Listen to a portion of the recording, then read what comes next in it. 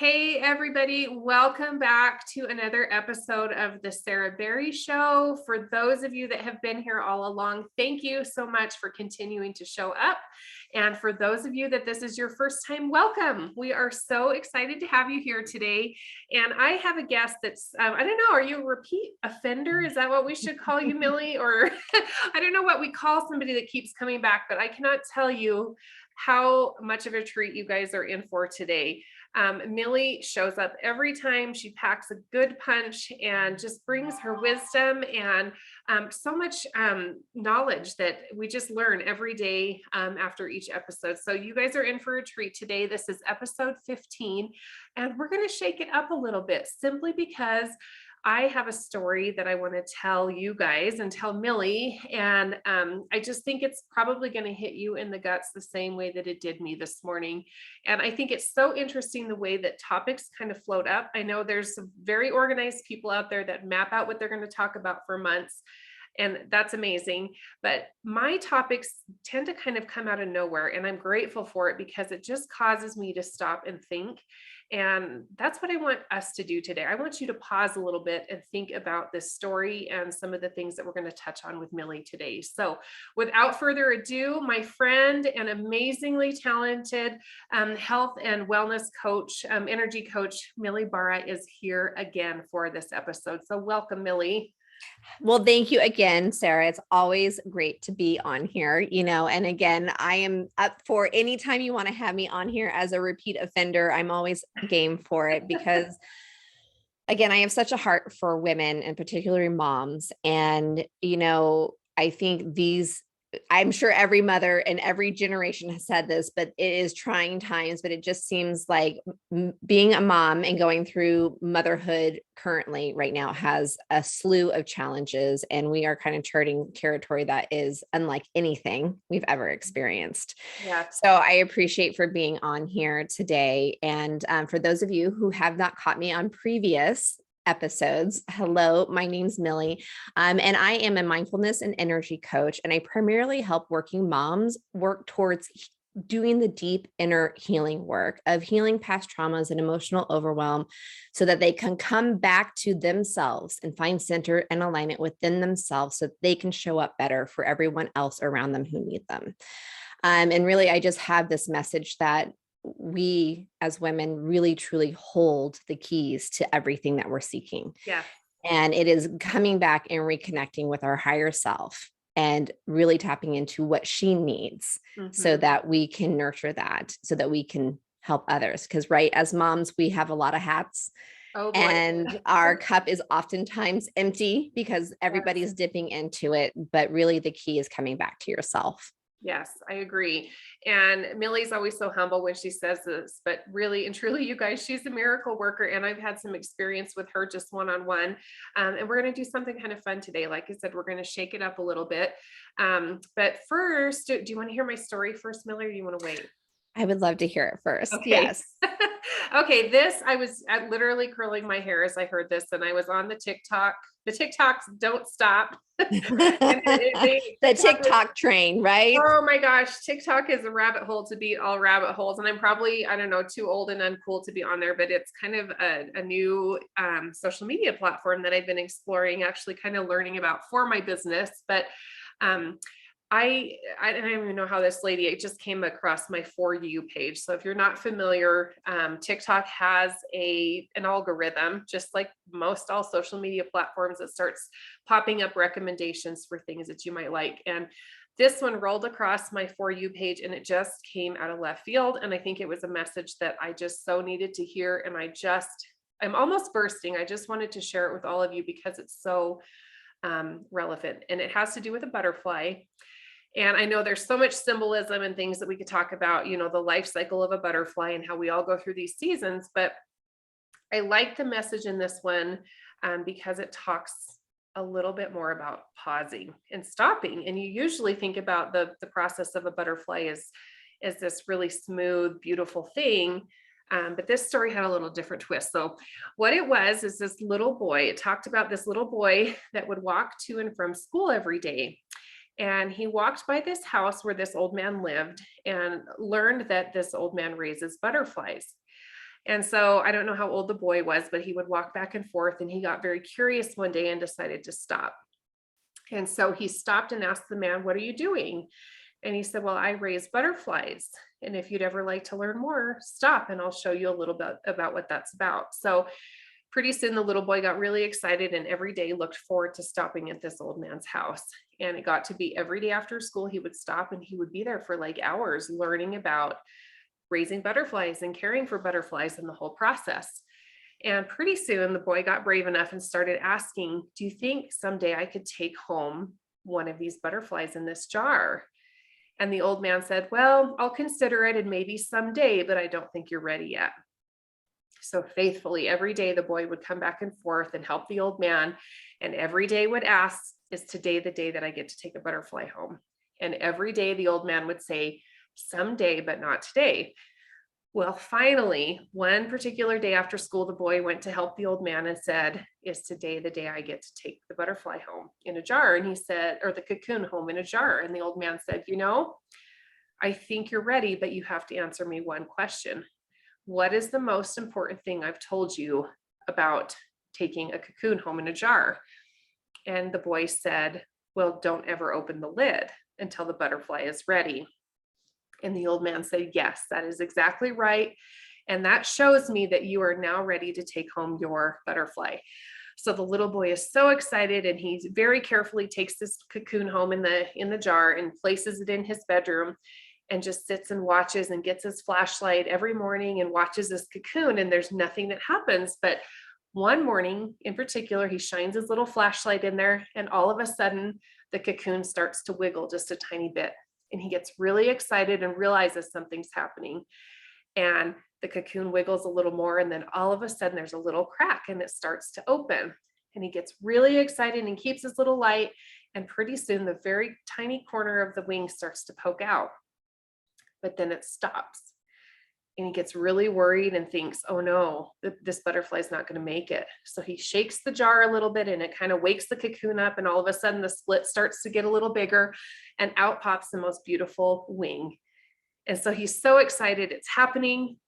And then it stops. And he thinks, "Oh no, what's happening?" And he shakes the jar again and there's no movement this time. And he gets really nervous and thinks that the butterfly is dying. So what does he do? He decides to open the lid of the jar. And he opens the lid and he reaches his little fingers in and he peels the rest of the cocoon back from the wings, and out pops this beautiful butterfly. And it kind of flies around the jar for a minute and then all of a sudden falls to the bottom and dies. Well, the little boy is really nervous and thinks, "Oh no, what have I done?" And puts the lid back on the jar and decides he can't face the old man for a couple of days. And finally, he musters up the courage and he walks back to the old man's house one day after school with this jar and this beautiful butterfly laying in the bottom, and shows it to the man. And the man said, "Uh-oh, what happened?" And he said, "Well, I don't really know." And the old man says, "I think I know. I think you opened the lid and you tried to help the butterfly out." And so the little boy decides to be honest and admits that's what's happened. And the old man says, "Well, I can understand that it's probably really hard to watch the struggle of this butterfly, but it's in the struggle of those wings pushing that cocoon back that creates the blood flow that makes the wings work. And if the butterfly doesn't have that struggle, it will never fly. And a butterfly is made to fly. And so if it can't, then it eventually dies." And the little boy is really upset, but he realizes the next time he raises a butterfly to follow the man's instructions to not open the jar, because the struggle is pretty much the reason that the butterfly lives. So I don't know, Millie, that one just hit me today. And of course I immediately thought of you and some of the discussions that we've had. And I don't know, I kind of wanted to jump in and hear your thoughts about that story and about our cocoon and our butterfly. And like I said, we've heard of million stories about a butterfly growing and doing all these things, but I've never really heard it so much emphasis put on the struggle part and the butterfly really having to work to come out of the cocoon. So what are your initial reactions to that Yeah. Oh my story? gosh. That is just like the sweetest story and just kind of hits so much like home for me, because really I don't know about you all who are listening, but doesn't it just kind of feel like you're always kind of going up and down? And just when things get easy, then you're thrown with something else that just kind of throws you back into this swirl. And really, like, where I come from as, a mindfulness coach and an energy coach, and really just kind of helping women connect to the fact that this human experience we have, right?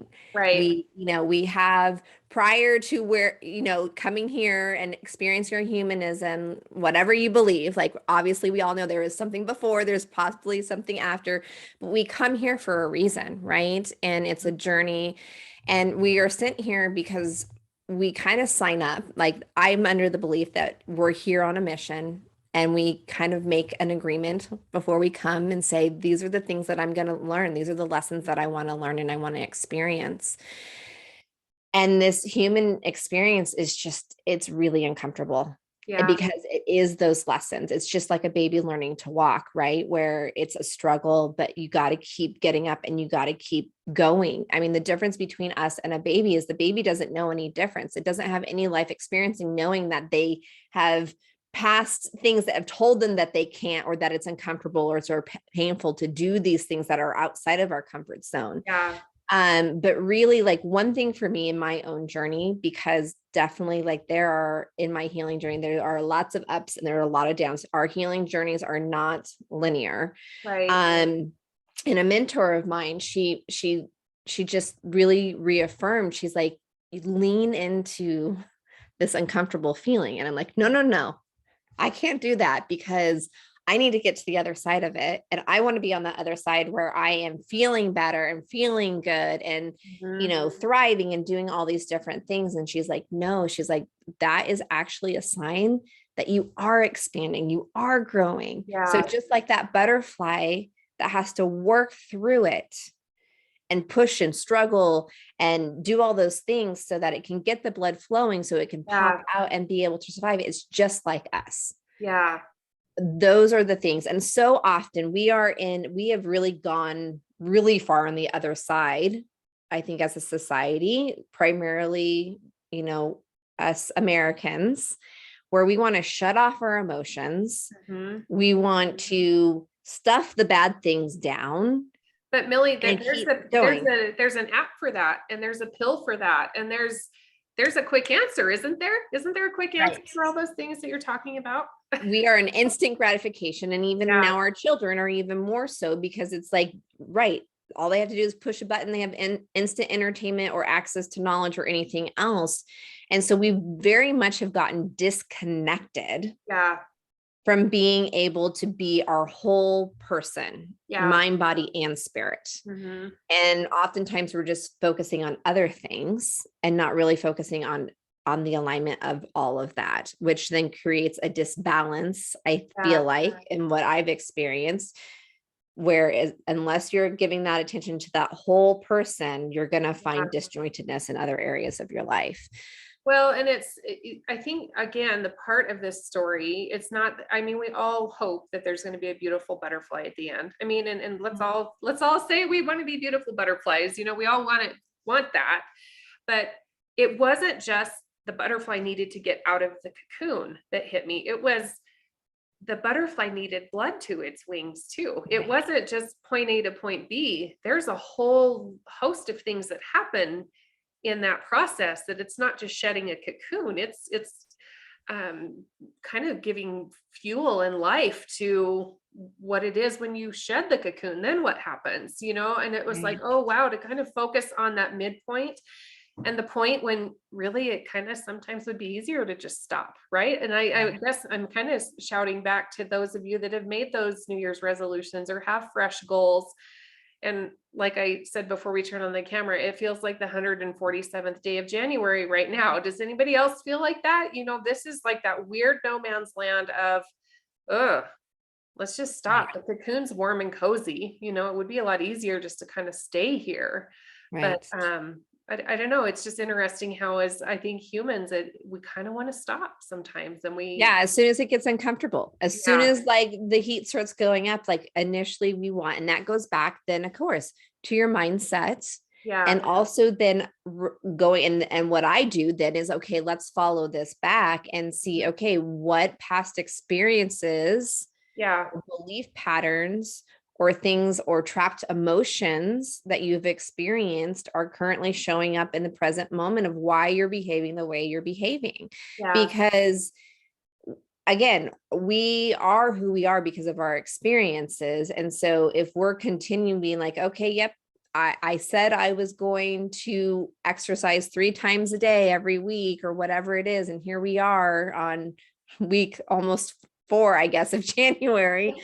And, or no, depending on when you air, or here we are at the beginning of February, and I dropped off the wagon after 2 weeks of it. And again, what if instead of looking at how, maybe we didn't live up to that expectation, but what if we actually been like met us where we're at in the present moment and been like, well, look, you did 2 weeks where you did that. Great.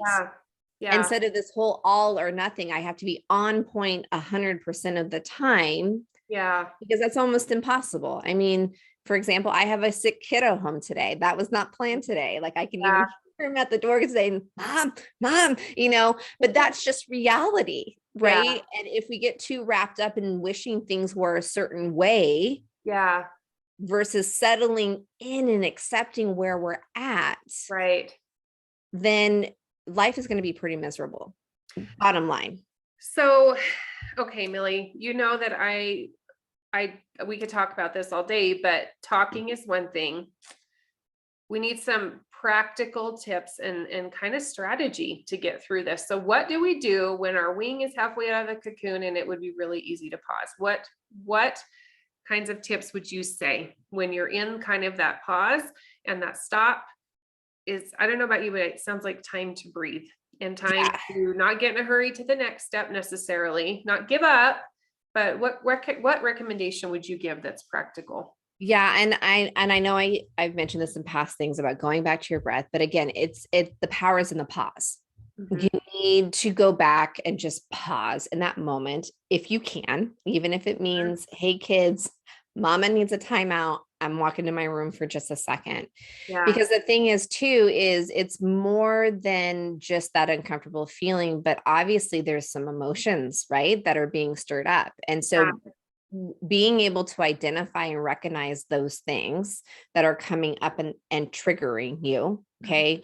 Triggers are your map and like your guiding light to help you navigate what needs to be maybe learned or let go of or addressed or healed or whatever. Those triggers are really important. And oftentimes, again, we try to push them away. But I mean, if you can just pause and identify, okay, things are really uncomfortable. And again, it's leaning into the uncomfortable feelings as much as you want to run away from them. Well, and there's a physiological component to there's physical, like your heart rate, everything's connected. So your heart rate may be stirring. You may even lean into emotional eating, right? And leaning on external things to fill that void or suppress those feelings. But again, we want to get you where you're connecting more with your feelings. So feel into it, whether it's you journaling about it, get it down, brain dump. I mean, not a lot of people like to journal. I get that, but brain dump or tuning into what feels good. I mean, I'm a true believer that in those moments where you're feeling really uncomfortable, pausing, stop, and really just shift that and be like, okay, what am I grateful for in this moment? Because that'll help pull you out of kind of that rabbit hole of going down into that negative vortex. But fuel into that, of what am I really grateful for? Yeah, my kid's homesick today, but I'm really grateful that I have the opportunity to be able to work from home. And be able to have that flexibility, or just tuning into what you're grateful for and get those thoughts out.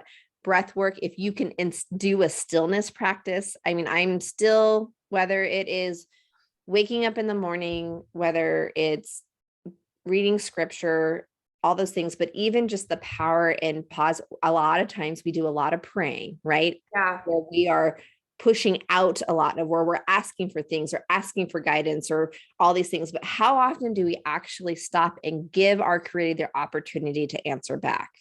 So let me admit this, Millie. I pray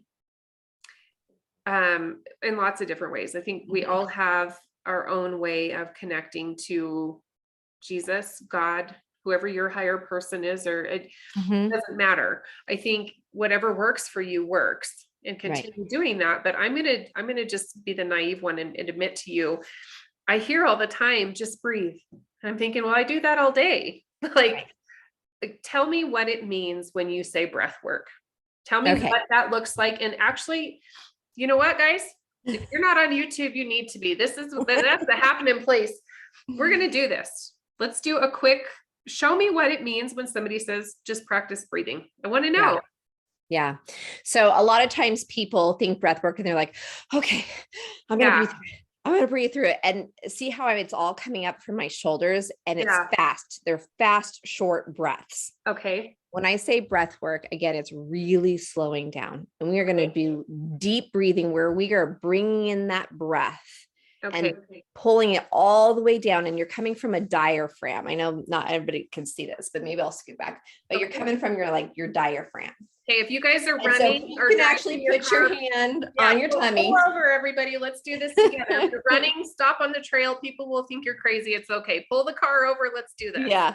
Okay. But, and what I like to do is I'll put one hand on my heart.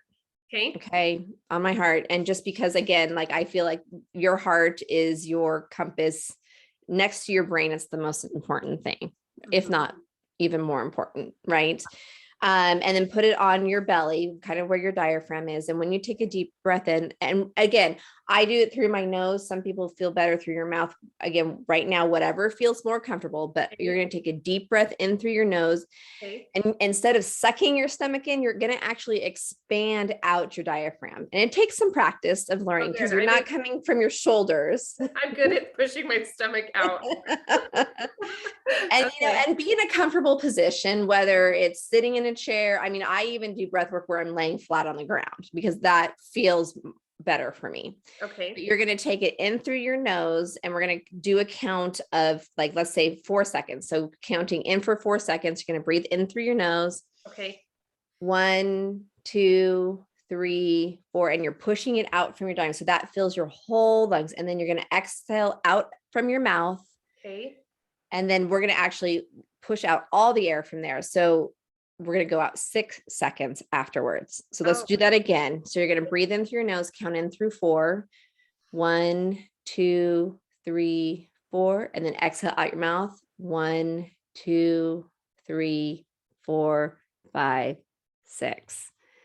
Wow. And then those are really deep breaths. Okay. And the reason why your breath is so important is it helps calm things down. There's an actual reaction in your brain where, with your parasympathetic nervous system, where it is signaling you're trying to combat that fight or flight mode. Okay. And that's a whole nother component of what we could talk about. But really, in today's world, most people are constantly in a fight or flight mode. So their adrenals, their cortisol levels are really high. And it's because we were designed, right? Anytime we felt any stress initially, like if there's a tiger coming at us, you need that instant surge, right? Which is going to push. But now, in the world that we live in, we are constantly under stress. As simple as getting in the car and driving to go get your kids from school. And somebody cuts you off. Like, all of that creates so much. So now we are operating where we are all overstimulated with stress. Right. And we're all always firing that. Right. Now we have been in a society where we just learned that's just normal, right? But it's not normal. And that's why I say, if you can come and practice a stillness practice, whether it's 5 or 10 minutes in the morning or midday, whatever works for you. So many people get wrapped up in the how of it. Don't get wrapped up in the how. Okay. That's good to know.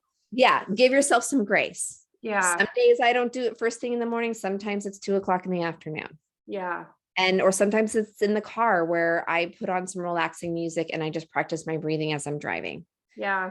I'm glad you brought that up, because I feel like there is kind of, and I'm new to breath work and some of those things. I hear the terms. Honestly, I'm just getting more familiar with what it is, but, yeah, I think there's some big misconceptions, or maybe it's just miseducation or lack of education on the real scientific physiological things that are behind this, number one, but number two, the mindset. Right. It all connects and it all works together. And like you said, a little is better than not at all. Right. Just knowing those moments to pause when you're in that kind of transition or the not really knowing what to do on the 147th day of January, sometimes that's just okay. And Yeah. building in some of these, I don't know, practical things to kind of bring the stress down, and some of that really could reframe, I think, the way we're approaching just normal everyday mom kinds of things that, like you said, who would think that picking kids up at school could be, well, let's just be honest. Let's just be real. The drop off line is a whole other battlefield. And we talk about like planning dinner every day for the rest of your life, or simple things that are sometimes they don't feel so simple when you're in kind of those moments of what am I doing? Where am I headed right now? Yeah. Well, and in going back to your question, like of what can we do? I mean, again, connecting with your breath in that moment where things are feeling really stressful and really uncomfortable. And if you really want to add like a next thing is while you're breathing, maybe you create an affirmation, of just like, I am safe, I am secure, I have everything that I need right now in this moment. Yeah. And that is okay. Mm-hmm. Where you're breathing and again, you're reframing your thought patterns around whatever it is you're stressing about. Yeah. And again, leaning into the fact that things are going to be uncomfortable and they're always going to be uncomfortable. That's just where we're at. It's the expand and contract theory where we're always going to be stretching out and expanding. And then we get this little calm, but instituting these things, whether it's again, reconnecting to what makes you happy, what brings you joy, which I know for moms, like this was me in my healing journey at the beginning. I was asked, well, what makes you happy? What brings you joy? And I couldn't come up with anything because I had so lost my identity in motherhood. Yeah. And feeling like I had to take care of everybody else's needs, that what I felt and didn't matter anymore. Yeah. And so coming back to that and even asking, I mean, like I said, you are more than just a physical shell. Like there is a higher self to you. And she is trying to get your attention through all these different signals. And again, it's connecting with that in that stillness and just maybe sitting and asking, like, what do you need today? What do you really need? What is really a priority? Yes, you have all these things on your to-do list, but really, what is your priority and what do you need? And movement, whether it's getting out for a fresh air walk and just shifting that energy. And of course, I have more things. EFT tapping, emotional freedom technique tapping is something I do with my clients. Don't know what that is. There is a ton of stuff out there on the internet. Feel free to go and Google it. But basically it's about tapping into certain meridians in your body and using this tapping technique where you are shifting the energy in your body and helping it release. So using a phrase or things to reformat your also mindset and thought patterns. So that's kind of where I'm at with that. And I think, again, if you can just slow things down. Yeah. And maybe tune into like, what is bothering me? Why is it bothering me? And what can I do in this moment right now to fix it? And oftentimes it's tapping into to going, okay, am I tired? Am I hungry? Yeah. What's really bothering me? What do I need to feel more safe and secure? Well, and like, just to touch on the point one more time, it's so ingrained in us to take the lid off the jar, isn't it? Right. To hurry up the process and get past it. And okay, so I don't feel like working out, so I'm going to eat Twinkies today instead. Or I think moms, especially motherhood, kind of turns you into this really like go gadget. And I'm totally dating myself by saying that, but you end up with all of these extra kind of tentacles out in the world to keep your kids safe now. Not only are you trying to keep yourself safe, now you have your kids that you're responsible for. And I think we go to kind of catastrophic mindset sometimes that the worst of the worst is going to happen. And oh my gosh, what if we forget the musical instrument and today is band day? Or, oh my gosh, I don't know what I'm having for dinner and it's 6 o'clock. I think we have these extremes and we really try to just fast forward through them when really, if you just stop, there's a whole rewiring that can happen mentally, physically, and those kinds of things have residual effects too. I think if we Mhm. learn to embrace it a little bit and Right. not be in such a hurry, I think there's some really beneficial things that come from it. But it's hard, Millie. It's Yeah. tough. It's tough. You Yeah. have to retrain yourself in so many ways to do that, I think. So, I just saw a reel, I think it was a reel on Instagram the other day, and it was just this little clip about like self-love, right? Because again, or self-care.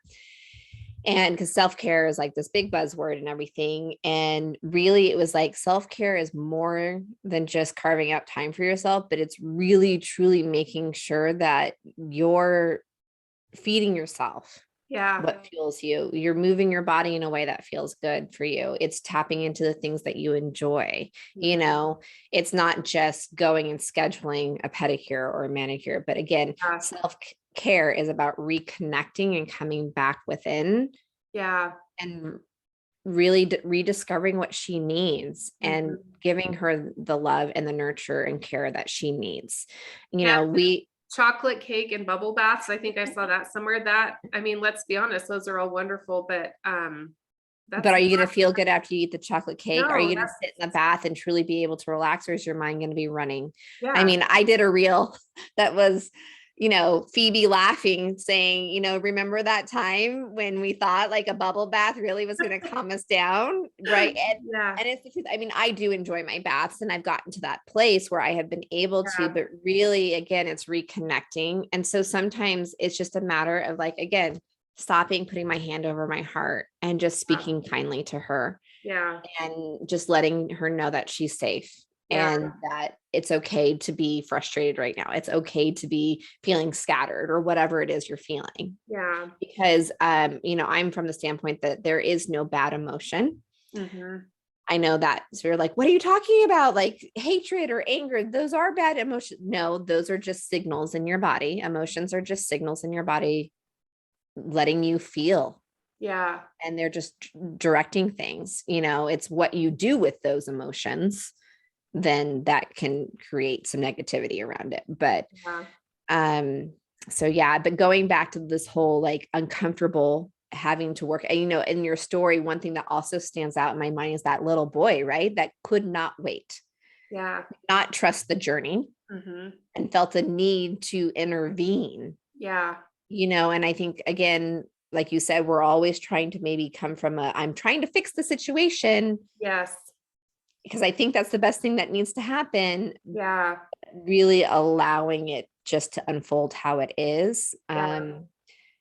I think I've mentioned this before. I am somebody who has now learned to enjoy the journey, but I was a get me from point A to point B. I don't want to go through the middle part. I just want to be on the Yeah. other side. Mhm.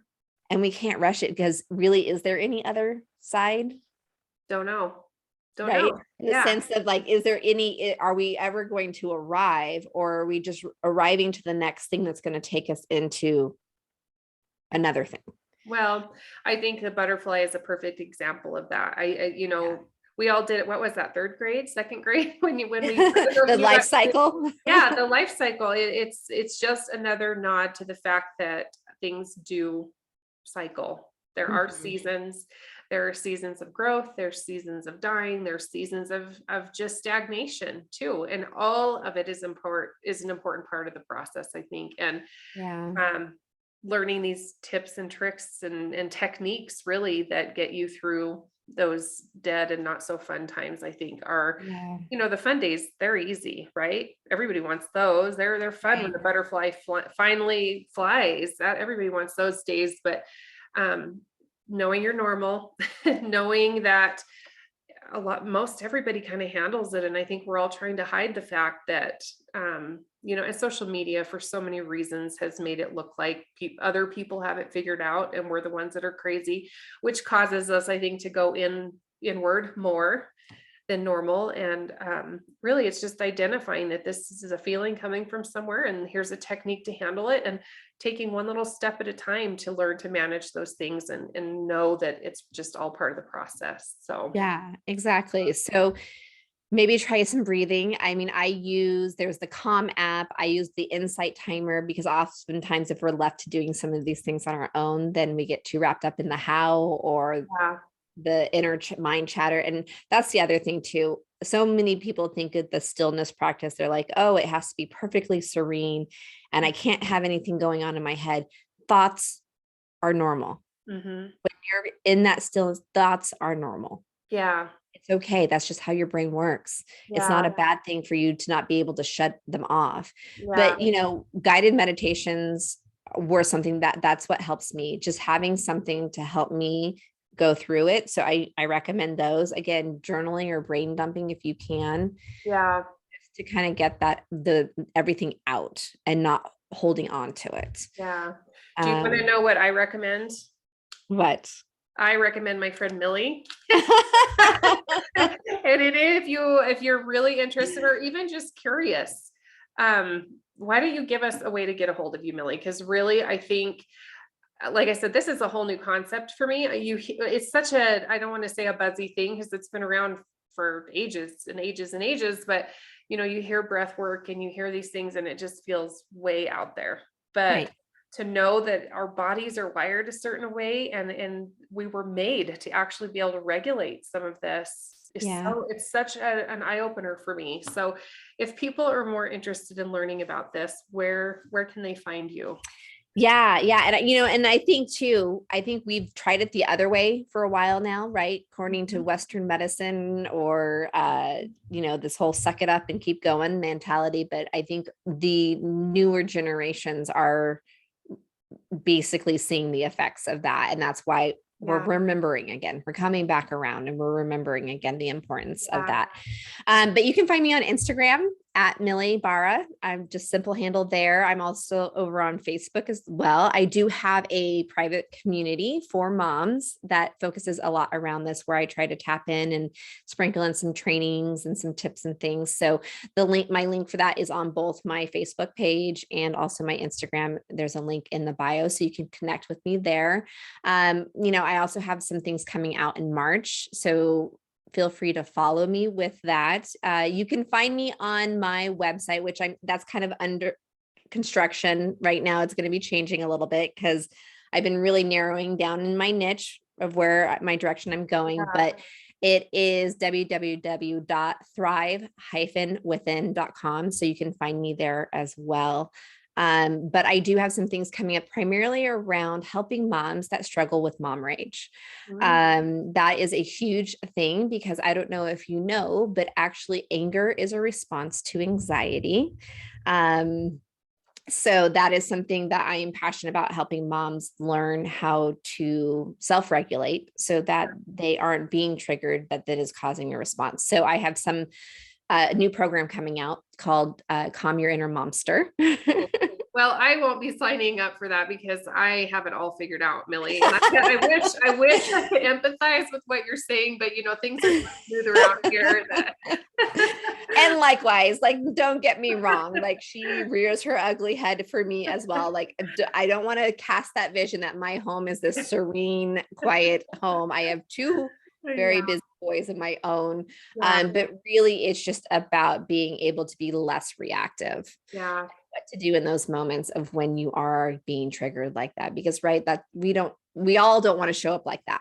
And it creates a whole ripple effect. So it does. Well, I am going to put all of this information in the show notes, you guys, with links and everything. I cannot recommend enough. Just connect. If you're interested, reach out to Millie. She's got a wonderful wealth of information. We have just scratched the surface today, but I want you all to leave the lid on the jar. If you learn anything about today, practice the pause, embrace what feels like nothing is happening. You're okay and it's normal, and just leave the lid on the jar a little bit longer. I promise it will be worth it. And while you're in the waiting period, contact Millie. She would be a great resource. And I highly, highly recommend the work that she's doing. And she's just a lot of fun. And so because of that, Millie, I'm going to have you back again if you would like to come back again. We're getting to where this is kind of turning into like a coffee chat with Sarah. Yes. And I really love it. I think we're hitting on some really relevant topics, especially in our current times. And we just need to talk about some of these things a little bit more, that I think there's moms in every corner of the world that are kind of thinking they're going through this by themselves. And it's just not the case. We're all feeling all of these things, and it's great to connect. So I really Yeah. appreciate your time and your information, and we will have you back, my friend. Yes, sounds wonderful. All right. Well, thank you guys for joining us. Like I said, I'll link everything in the show notes so you have some access to Millie if you'd like it, and we will be back again. So until then, you guys enjoy the rest of January. Keep going. If you're on those goals and you're working hard, keep going. We're rooting for you. So we will talk again soon. Bye, everybody.